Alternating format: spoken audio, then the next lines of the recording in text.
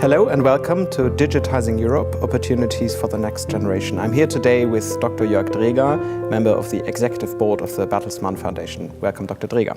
Welcome.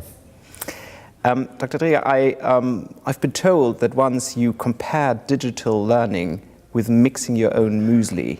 Could you elaborate on that?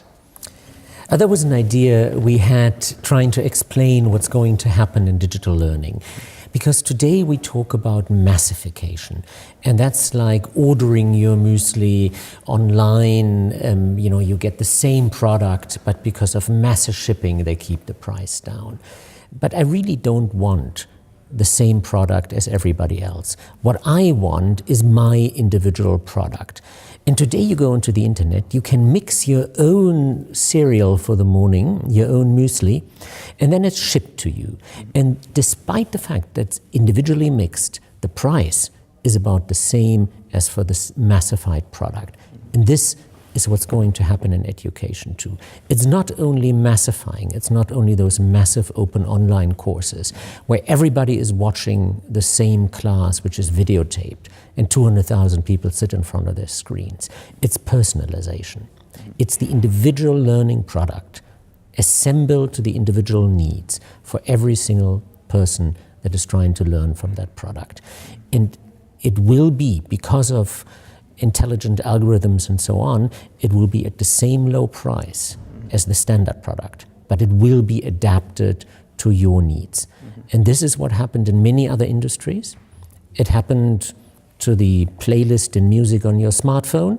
It's not the one-fits-all CD, it's my individual playlist, and it will happen to education. And what we see today with those MOOCs, those massive open online courses, that's just the beginning. And it's almost like the time when we filmed theater performances and broadcasted them in movie theaters and had some piano player play along. That's the stage where we're at. The future will look very different. It's a fundamental question whether digital technologies are only a tool for doing what you did before, but just in a different way, or like using another tool, or whether it fundamentally changes the thing itself. So is digital technology really changing the way we learn and the way we teach? Or is it just replacing like the old blackboard by a smartboard, but just using different tools?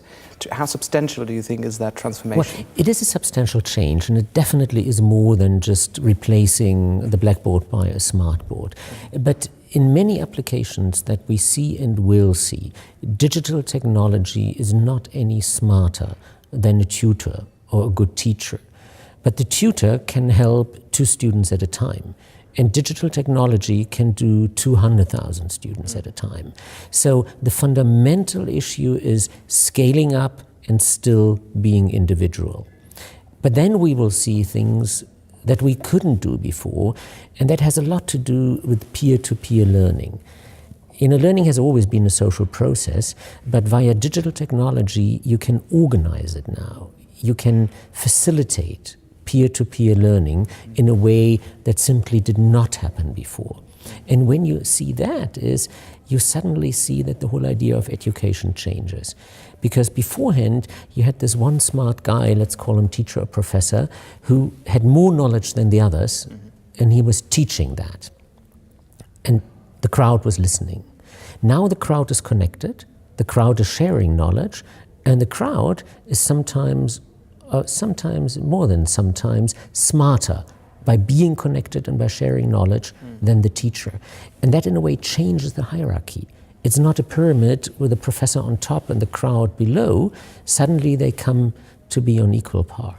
And that means that the teacher is not only transmitting knowledge, he becomes a coach, more a coach for learning rather than just the guy who knows it all. And that is another fundamental change that is really new. And it's not just copying what we've done always and just scaling it up. I mean, you can see you're a great optimist and believer in the potential of digital technology in an educational context. Many people are also concerned that learning will become more isolated, less social, maybe a bit more kind of robotic-like. What would be your response to these critics who simply don't, No, I don't have that concern. I think learning will be even more social. People will interact more. They can do it globally. I have a different concern. My concern is the question how we deal with data. Because you need data in order to learn properly, in the sense of you need algorithms that guide you through the learning and so on. But I want to make sure that that data is really my data, and that not some employer without my control gets to see my learning data. So we need, and that's really a concern, we need more than just data protection.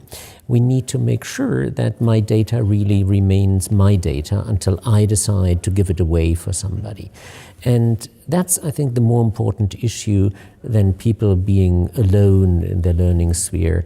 That will be more social. It will be on ground as well. It will be blended, but we got to deal with other issues. How does the state come in here? Because this is something that also, teachers need more, for this they need more orientation. At the moment, obviously, they don't have that orientation. I mean, they're just, some teachers might use Facebook, others don't like it. The other ones use Dropbox and upload, individualized reports on certain students or whatever. So there is certainly great insecurity or, uncertainty in the among teachers and educators. There sure is. How do you give more orientation? Should the state kind of regulate or intervene, or how should that work? Well, I wish there was this great master plan of introducing sensible digital tools into learning and teaching.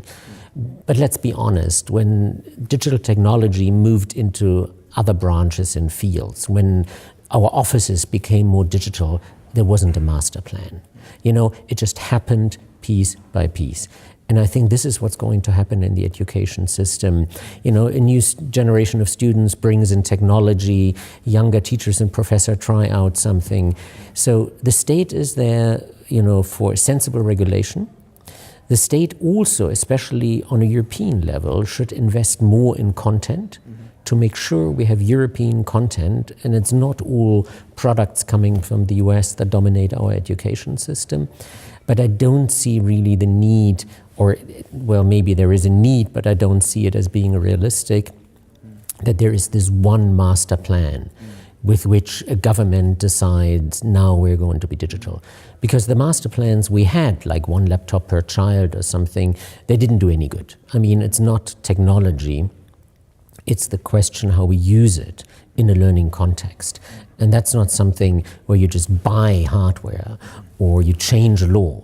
That's something that has to do with the competencies of every single teacher, and that will grow over time. That's not a switch you can switch from one day to the other. Dr. Dräger, thank you so much for your time. It was a pleasure. Thank you. Thank you.